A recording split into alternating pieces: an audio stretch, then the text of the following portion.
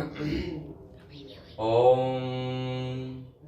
श्रीमन्महागणाधिपतये नमः। ओम विघ्नेश्वराय वरदाय सुरप्रियाय लंबोदराय सकलाय जगद्दुताय नागाननाय स्तुतियज्ञ विभूषिताय गौरीसुताय गणनाथ नमो नमस्ते। अज्ञानतिमिरान्धस्य ज्ञानाञ्जलशलाकया चक्षुरुन्मीलितं येन तस्मै श्री गुरुवे नमः। सबसे पहले मैं भगवान गणेश के चरणों में प्रणाम करते हुए और भगवान गणेश से ऐसी प्रार्थना करता हूँ कि इस समय जो हमारे देश पर बड़ा भारी संकट आया हुआ है, जो कोरोना नामक जो बीमारी है, कोरोना नाम का जो वायरस यहाँ पर चला हुआ है, इस वायरस से या इस वायरस रूपी जो महाराक्षस है, महादैत्य है, इससे भगवान श्री गणेश हमारे भारतवासियों की सुरक्षा करें और हम सब भारतवासी माननीय प्रधानमंत्री जी के निर्देश अनुसार, मुझे ऐसी आशा है कि हम सभी लोग बड़े ही अच्छे ढंग से और उनके निर्देशों का पालन कर रहे हैं, एक दूसरे का सहयोग कर रहे हैं। हमेशा घर से बाहर निकलने पर हम लोग मास्क का प्रयोग करें और इसी के साथ में स्वच्छता पर विशेष ध्यान देंगे। और जो लोग, जो योद्धा हमारे देश की सुरक्षा के लिए अपनी जान को हथेली पर लेकर के लगे हुए हैं, वह पुलिस प्रशासन, डॉक्टर्स, नर्स इत्यादि जो भी आम जन की सेवा में लगे हुए हैं, उनके लिए मैं कोटि कोटि धन्यवाद देना चाहता हूं और परमपिता परमात्मा से ऐसी प्रार्थना करता हूं कि उन योद्धाओं को भी और इस कोरोना नामक वायरस जो राक्षस है,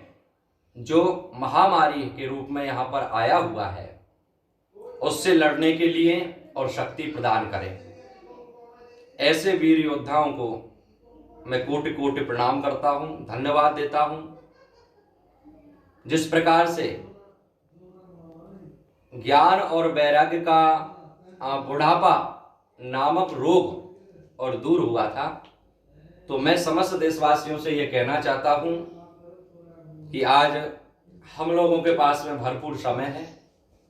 इसलिए इस समय का हम लोग सदुपयोग करें। क्यों ना लॉकडाउन के नियमों का पालन करते हुए, उनको ध्यान में रखते हुए और हम लोग भी अपने घर में रह करके और भगवान का भजन करें, भगवान का चिंतन करें, भगवान का सत्संग करें, क्योंकि सत्संग के करने से ही और ज्ञान और वैराग्य का बुढ़ापा दूर हुआ था।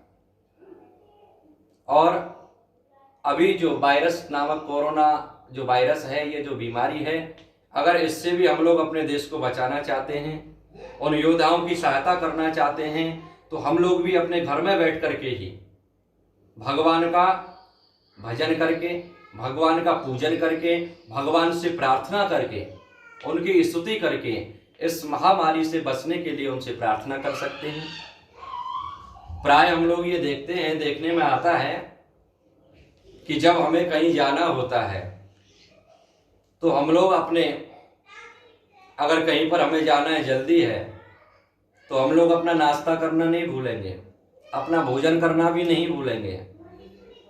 अगर किसी कार्य को छोड़ करके हमें जाना है तो सबसे पहले भगवान की पूजा को ही हम लोग छोड़ते हैं।